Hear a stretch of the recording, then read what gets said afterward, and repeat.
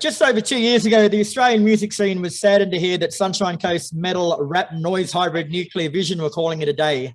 For 5 years, the band was a breath of fresh air on a Brisbane scene that too often got caught up in its own self-importance rather than enjoying music for the pure body of work it is meant to be. Their stage outfits are still the stuff of legends, and the sonic and physical mess they left in their wake after each performance was as soothing as it was savage. Such was an impending sense of loss Nuclear Vision were about to leave in the national music scene. A multitude of Aussie metal icons, ranging from King Parrot's Matt Young to Joel from Kaosis all the way in New Zealand, reached out with heartfelt tributes and words of encouragement to frontman and one of the most loved people in the business, Brad Bromfield. With an uncertain musical future, Brad retreated from the limelight. His thoughts never far from securing another group of like-minded musicians to rekindle the band. I'm pleased to say that after a couple of months ago, Brad called heavy to deliver the good news that a rebirth of Nuclear Vision was in the foreseeable future, with the first gig with the new lineup set down for Heavy's 10th birthday celebrations at Brisbane's Mansfield Tavern on August 20. So I guess all that's left to say, brother, is welcome back.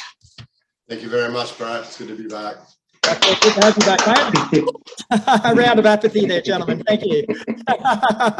So we're here today with the whole new cast of our Nuclear Vision, but the first couple of questions I'm going to direct at Brad, because the last time we spoke to him it was very frank and honest and open interview. So I'm going to pick up a little bit first. But firstly, mate, like the new lineup has been whispered for about the last 6 months, but when were you actually confident that you had found the right personnel to get the band back on stage again? Not too long ago, mate. Like, we had a couple other boys, Jamie and Benno, in there for a little bit.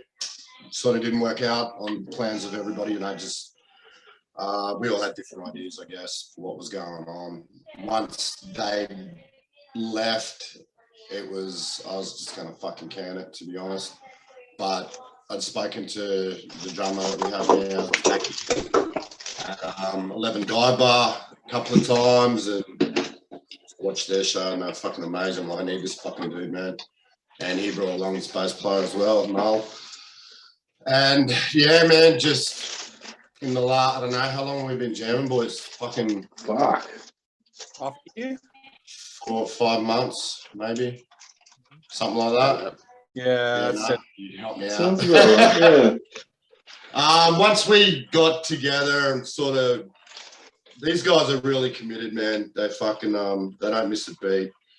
Once I kept getting in contact with them and they were asking me about every single fucking bit of what was to be done in the band, we kept it honest, open, and then I just knew, like, fuck, man, these guys, they're actually going to help me out and do things that some past members had never fucking done. So I guess from there, yeah. The more we jam, the better we get. The fucking, we got new shit that we're making. We're going to bring a song out at your show, brother. Hopefully it goes good. You won't know if we fuck up because no one knows it. That's the beauty. But the material that started to come together between us it's fucking special. Like, it is a new breed of a new breed of Nuclear Vision, and I'm just fucking chuffed, man, to be honest. Yeah. Last time we spoke, mate, last time we spoke, man, like, you were brutally honest and open about a lot of things relating to the separation and how you would personally handle it moving forward. So was it as hard as you thought leaving the band? Yeah, fucking hard. It put so much of it in my life, bro, as you know. And yeah, it was heartbreaking, to be honest. Like, I tried to get Adam back at various stages, but with what's going on with him now, with the brain cancer and that completely cut that out. So, but he also had Wisdom's Realm. Like, it was too hard for him to double bounce it, which I understand. It's not fucking easy. These boys do the same thing, and I credit him for that too. So, yeah, it was really hard, man. There's so many people that I love in the scene, brother, as like yourself and as you know, and to not have contact with them over the last couple of years, it fucked me in the head, man. It brought on more depression. It's just so much in my life, man, that I couldn't fucking let go. I'm getting old, and still not stopping that. I think we'll come better from this. So yeah, a lot was learned, a lot was taken from it, and let's just move forward. Fucking Fast as past, man. History's a mystery. Who gives a fuck? Like, Right. here we Yeah. are. Yeah. Yeah. So in your role as security guard, mate, like you had a number of opportunities to jump on stage with friends bands and belt out a song or two. So was that helpful, or did it leave a bigger void, the fact that you weren't doing it regularly? When I got up with Piston Fist that night at 11, man, the energy that went through my body was incredible. I nearly fucking passed out. It fucking blew my mind. Like, what the fuck's wrong with me? But it was watching, spending a year at Dive Bar, watching all these bands, watching my friends' bands. It did make it harder, dude. Like, I was happy to still be part of the scene, but not, if you know what I mean. And I don't give a fuck. We get to play with them all again now. So, the likes of Ties 2, Piston Fist, and Trans, man, CJ's in there now. It's It was killing you. It was. It was fucking killing you, man. Not doing that. Spot on. Spot on, brother. It was. It was super hard, man. It's in my blood, bro. Yeah. All right. We're going to leave the negative shit behind us now, mate. So we're starting afresh with Nuclear Vision now. I know you want to keep some form of mystique here with the guys, but what can you tell us about the new kids on the block? Let's work around from the top up here. Brody, introduce yourself and tell us what you do in the band. Well, my name's Brody. I'm the guitar player. My history of the band is quite vague. I got a bit of a salty taste, and I haven't been playing in bands for as long as 6 years now. Like, I just sort of stopped, and I think Lance from Disgust sort of convinced me to play again. And one day, I believe, Brad, you posted something on Facebook. Yeah. And yeah, Lance told me to comment on that, and vice versa. And then I think a couple of weeks or even a couple of months later, we met up for the first time. Yeah, we ended up living around the fucking corner. It was cool. Yeah. Lance did message me too, said, reach out to Brady, and it went from there. Like, before we go any further, are you trying to tell me that Bones has had a positive influence on someone?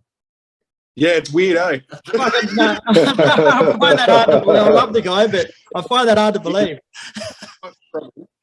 he actually did. He's part of the reason why Brady's there, man. So thanks, Bones. Good on you, brother. Thanks, Bonesy.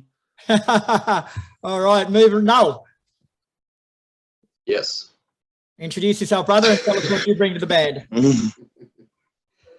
Well, I mean, basically, I met Brad playing in my other band, Skunk Bone, at 11 Dive Bar, and Zach plays drums for that one, and kind of they got talking, and I played with in previous bands with Zach as well back in Sydney, and Zach said to me on more than one occasion, like, any band that he's involved with, he wants me to be playing bass for it. So when Zach was talking to Brad about getting on board with drums, Brad drunkenly rang me up one night. He's like, "Hey, do you want to play bass for Nuclear Vision?" I was like, "Yeah, we can definitely talk about it. We'll give it a go."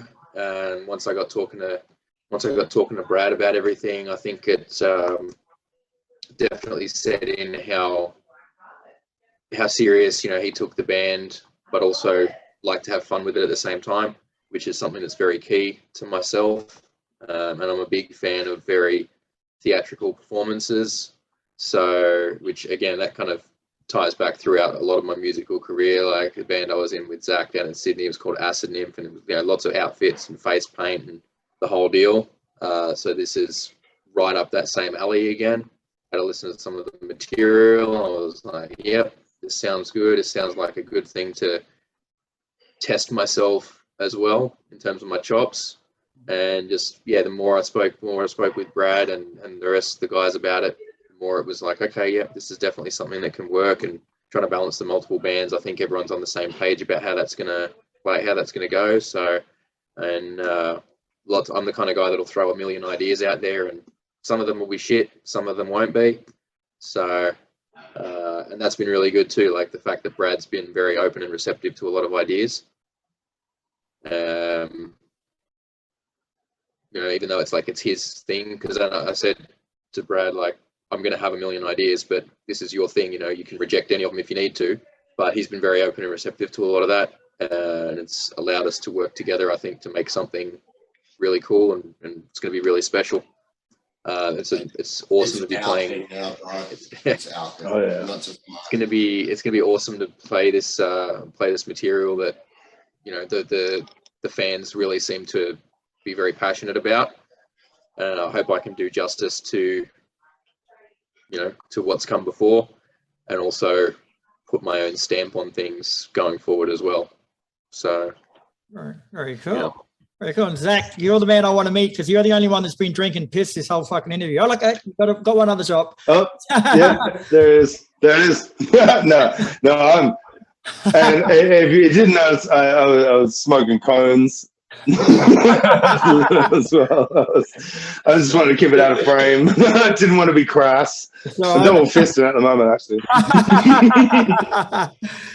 Swap that around. A little bit of shameless representation. Yeah. So me, fuck. So my introduction came from as Null said. We Skunkbone were playing 11 Dive Bar. Fuck, when was it? When was that first show? Fucking Jesus! It was in February, I think. Yeah, it was early this year. Yeah. Yeah. And I was out having a ciggy with Brad because, you know, Secco out in the front. and like fucking sick cunt with dreadlocks and shit, tats and shit. We started to talk about tattoos and shit. And he was talking about this fucking metal. He's like, I used to be in the metal band. And that used to word just twinged with me. I'm like, fucking used to? What? What happened? What's going on? And he's like, I need to find a drummer. I'm like, you need a fucking drummer for a metal band? Like, I love playing with Skunkbone. And as Null said before, Null and I actually like toured a bit around Australia with our band Acid Nymph before. And we had a few pretty good songs out there, and it was highly performative. We had like clown paint and shit. It was really fucking awesome. Shout out to the rest of the guys out in Acid Nymph. Miss you dudes. And yeah, so when Brad said to me, he's like, I used to do it and I really want to get back into it. I'm like, from what I've seen with Skunkbone, the punk and like punk and grunge scene going on in Queensland is killing it. But there was a massive dip in the metal scene and what was kicking around in metal in Brisbane. And then Brad was like, I wanted to do something with like horror shit and blood and fire. He's like, the rest of the guys went into it. I'm like, what? Fucking into it? Yeah. So I'm like, I'm fucking into it, man. I'm like, he immediately threw me some CDs and I listened to it driving home in the car, like way too pissed. Like I was way too pissed to drive home that night, dude. I should not have. That was fucked. But imagine listening to fucking Nuclear Vision. I'm like, oh, this is my reprisal shit. But what really got me was Human Waste. That fucking song, motherfucker. We're getting there.